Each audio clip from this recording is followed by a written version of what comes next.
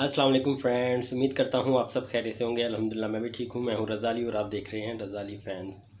तो सबसे पहले तो बहुत बहुत माज़रत कि मैं काफ़ी टाइम यूट्यूब से गायब रहा।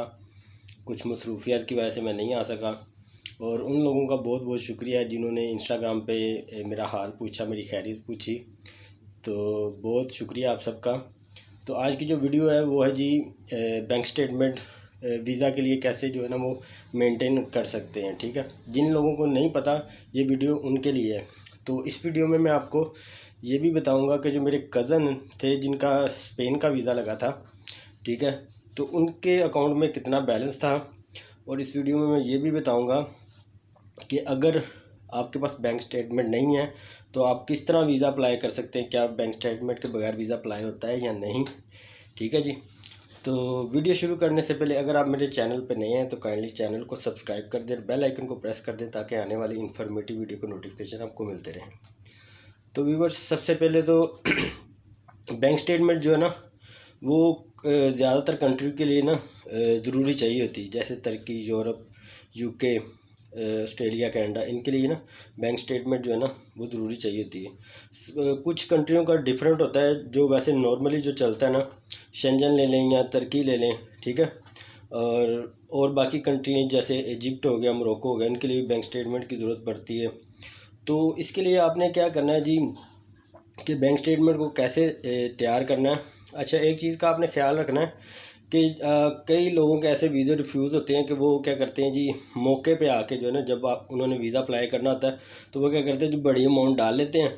तो जी क्लोजिंग बैलेंस दिखा देते हैं जी 10-15 लाख है, ठीक है, तो वीज़ा अप्लाई कर देते हैं। ऐसे नहीं होता मेरे भाई, ठीक है। जिन लोगों को नहीं पता ना, तो ये मैं उनको बता रहा हूँ कि ऐसे नहीं होता।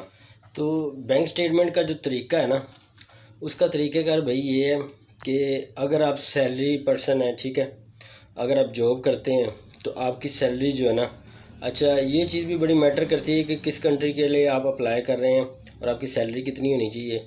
तकरीबन जो है ना, अगर आप तुर्की का वीज़ा अप्लाई करना चाह रहे हैं तो उसके लिए आपकी 50,000 से ऊपर ही सैलरी होनी चाहिए। ठीक है जी। थाईलैंड के लिए भी जो है ना बैंक स्टेटमेंट जो है ना वो रिक्वायर्ड होती है। काफ़ी ऐसी कंट्री हैं जो नॉर्मल जो है ना उनके लिए आपको बैंक स्टेटमेंट की ज़रूरत पड़ती है। तो जो शेंजन कंट्रीज़ होगी इनमें आपकी सैलरी तकरीबन कोई 1 लाख से ऊपर होनी चाहिए। ठीक है, 1 लाख से ऊपर होनी चाहिए। कम भी थोड़ी हो तो एक और चीज़ ध्यान में रखें कि वीज़ा जो है ना वो किस्मत से मिलता है। वीज़ा ऑफिसर की मर्ज़ी होती है किसको वीज़ा देना है किसको नहीं देना, डॉक्यूमेंट्स देख के, ठीक है। लेकिन ये चीज़ें भी बड़ी मैटर करती हैं, तो इस चीज़ का भी आपने ख्याल करना है। अच्छा, बैंक स्टेटमेंट आपने कैसे बनानी है कि अगर आप सैलरी पर्सन है तो आपने जो है ना जो उसमें से खर्च करते हैं ना, नॉर्मली क्या करते हैं कि आप ATM से पैसे निकाले और वो खर्च कर लिए 20-30-50,000 या इस तरह। ठीक है, आपने इस तरह नहीं करना। आपने कोशिश करनी है कि जो चीज़ भी ख़रीदें, ठीक है, ज़्यादातर जो मेन जो चीज़ें हैं वो क्या है जी, आप अगर बिल जमा कराते हैं तो वो मोबाइल पे आप ऐप कर लें, ऑनलाइन बिल पे किया करें अपने घर के। ठीक है जी। उसके अलावा अगर आप कोई राशन वगैरह लेते हैं, कुछ इस तरह का ग्रोसरी का सामान लेते हैं तो आप बड़े स्टोर से लिया करें, वहाँ पे आप अपने कार्ड से पेमेंट किया करें। इसी तरह आप फ्यूल डलवाते हैं जब, ठीक है, तो अपने कार्ड से पेमेंट करें। ठीक है, तो कार्ड से पेमेंट करेंगे फिर ये सारी जो भी ट्रांजैक्शन होती है ना, इधर से भी पता चलता है कि ये बंदा जेन्युइन है। ठीक है, कि अलग अलग जगह पे इसका कार्ड स्वैप हुआ है और ऑनलाइन इसकी ट्रांजैक्शन हुई है। ये चीज़ें बड़ी मैटर करती हैं। ठीक है जी। तो इस तरह करके आपने जो है ना बैंक स्टेटमेंट अपनी रेडी करनी है। और लोग पूछते हैं जी क्लोजिंग बैलेंस कितना होना चाहिए। जहाँ तक मेरे कज़न की बात की जाए जिनका स्पेन का वीज़ा लगा था, उनके बिज़नेस के डॉक्यूमेंट्स थे, बिज़नेस है उनका, तो उन्होंने जनाब बिज़नेस की स्टेटमेंट नहीं लगाई थी स्पेन के लिए, ओनली जो है ना पर्सनल स्टेटमेंट लगाई थी। और आप भी ऐसे ही किया करें, 2-2 स्टेटमेंट लगाने की ज़रूरत नहीं होती। अगर बिज़नेस की स्टेटमेंट अच्छी है वो लगा दें तो पर्सनल लगा दें। ठीक है, तो उन्होंने पर्सनल लगाई थी।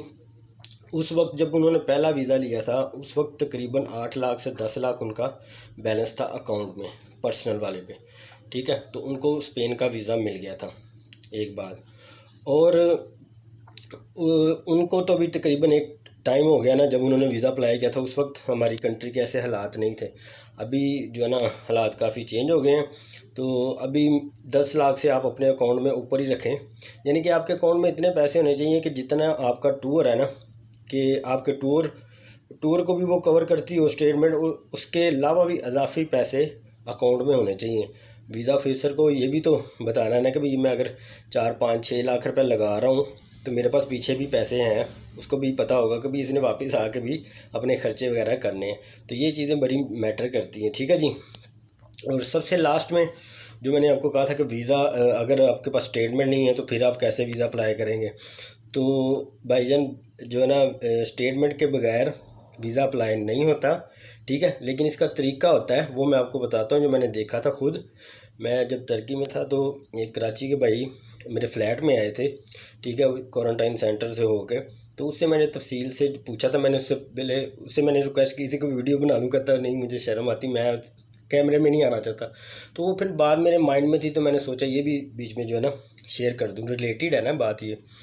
तो वो जनाब उन्होंने कैसे अप्लाई किया वीज़ा, स्टेटमेंट तो उनके पास नहीं थी, उनकी एज भी बहुत कम थी, 22 23 साल उनकी एज थी। तो उसके लिए जनाब मैंने उनसे पूछा, जब वो कहते मेरे अपने चचा की जो है ना, अपने अंकल की स्टेटमेंट लगाई थी।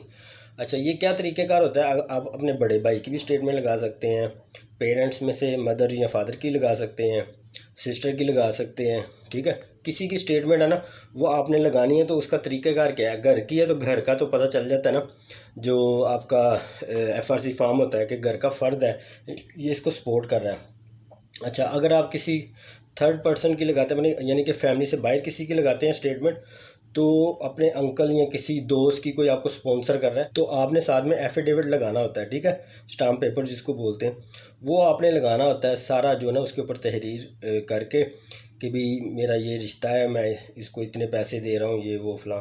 तो वो आपका जो है ना, वो एक स्टाम्प पेपर जो होता है वो साथ लगता है, तो वो आपने साथ लाजमी लगाना होता है। उर्दू में अगर लिखा होता है तो उसको आपने इंग्लिश में ट्रांसलेट करवा लेना है, ठीक है, उसको वो नोटराइज भी करा लें, बेस्ट है, ठीक है जी।